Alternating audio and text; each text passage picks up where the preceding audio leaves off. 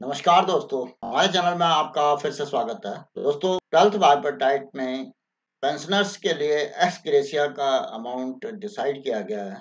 यद्यपि ये अमाउंट काफ़ी छोटा है, लेकिन इस अमाउंट पर टैक्स लगेगा या नहीं लगेगा, टीडीएस कटेगा या नहीं कटेगा, ये एक बहुत बड़ा सवाल है। अभी मैं एक सोशल मीडिया में फेसबुक पे ओपिनियन पढ़ रहा था, तो उसमें ये था कि एक्स ग्रेशिया टैक्सेबल नहीं होगा, क्योंकि ये रेगुलर सैलरी का पार्ट नहीं है या रेगुलर पेंशन का पार्ट नहीं है। ये तो वेलफेयर फंड से दिया जा रहा होगा, तो एक एक्सेप्शनल जेस्टर है बैंक की तरफ से पेंशनर्स के लिए, इसलिए ये टैक्सेबल नहीं होगा। लेकिन इस संबंध में जो टैक्स कंसल्टेंट हैं, या अभी सेंट्रल बैंक द्वारा एक टैक्स कंसल्टेंट को ये काम सौंपा गया था कि आप अपनी ओपिनियन दीजिएगा कि एक्स ग्रेशिया पे टैक्स लगेगा या नहीं लगेगा।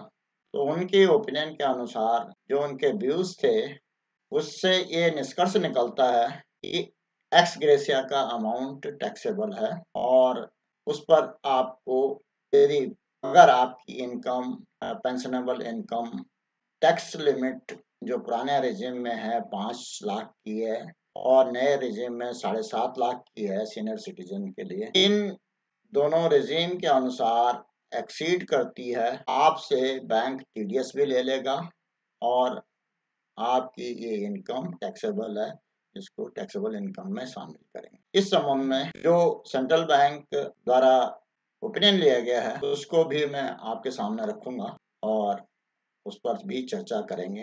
तो सेंट्रल बैंक ऑफ इंडिया ने ये सर्कुलर जारी किया है, और मैं उस सर्कुलर के रेलेवेंट कंटेंट्स ही आपको दिखाऊंगा, क्योंकि पूरा सर्कुलर दिखाना वीडियो में उचित नहीं होगा, क्योंकि उसमें ये सर्कुलर जितने भी जारी किए जाते हैं वो इंटरनल सर्कुलेशंस के लिए होते हैं, और पब्लिक डोमेन में उन पर सीधे चर्चा करना भी ठीक नहीं है पूरे सर्कुलर के साथ। इसलिए जो रेलेवेंट पोर्शन है मैं उसी पर ही बात करूंगा। Tax consultant opinion dated 27 March 2024 on applicability of TDS on ex gratia. तो ये टीडीएस कटेगा या नहीं कटेगा उन्होंने रेफर किया होगा टैक्स कंसल्टेंट को। उसके जवाब में वो इसमें जो उनको जवाब मिला उसको उन्होंने सर्कुलर का पार्ट बनाया। We have receive representation from various pensioners seeking clarification on applicability of TDS on ex gratia amount as approved in terms of 12th BPS oblique 9th joint note dated 8th March 2024. In this connection, we have taken up the matter with the bank's impaneled tax consultant CA RJ Soni and Associate, wherein they have confirmed that ex gratia amount will be taxable in the hands of pensioners under provision of Section 192 of Income Tax Act. However, provisions of Section 192 do not apply if the payment are made to the family pensioners. Accordingly, ex gratia amount will be included in pension amount to arrive at TDS liability of the staff pensioners. दोस्तों, इस तरह से staff pensioners के pension में TDS का amount calculate करने के लिए भी इसको शामिल किया जाएगा, और यदि टीडीएस नहीं बनता तो उनकी बाद में यदि अपनी इनकम में उनको शामिल करना पड़ेगा, और उसके बाद यदि इनकम टैक्सेबल होती तो उस पर टैक्स पे करना पड़ेगा। लेकिन फैमिली पेंशनर्स के केस में टीडीएस नहीं कटेगा।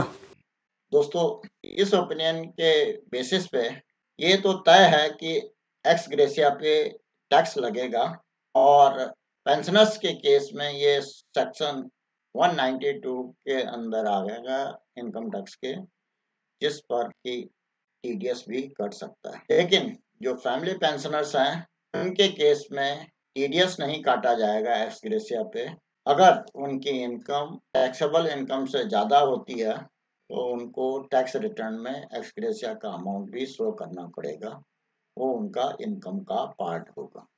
दोस्तों, इससे ये क्लियर हो जाता है कि एक्स ग्रेशिया इनकम टैक्स के तहत टैक्सेबल है और आपकी टैक्सेबल इनकम का पार्ट होगा अगर आपकी इनकम किसी फाइनेंशियल ईयर में जो पुराने रिजीम के हिसाब से 5 लाख रुपए और नए रिजीम के हिसाब से 7.5 लाख रुपए एक्सीड करती है, तो आपको उस पर टैक्स पे करना। दोस्तों, आज के इस वीडियो में मैं इतना ही कहना चाहता था। आशा है इस वीडियो में दी गई जानकारी आपको पसंद आई होगी। अगर पसंद आई तो इसको लाइक करें, साथ ही अपने दोस्तों में शेयर भी करें। अगर और कोई जानकारी चाहिए तो उसके लिए कमेंट अवश्य करें। फाइनेंशियल लिटरेसी से संबंधित, बैंक से संबंधित, बैंक पेंशन से संबंधित या गवर्नमेंट की स्कीम के बारे में जानने के लिए इस चैनल को सब्सक्राइब करें अगर आपने अभी तक सब्सक्राइब नहीं किया। नए नए वीडियो के जल्द नोटिफिकेशन के लिए बेल आइकन दबाना ना भूलें। वीडियो को अंत तक देखने के लिए धन्यवाद। जय हिंद, वंदे मातरम।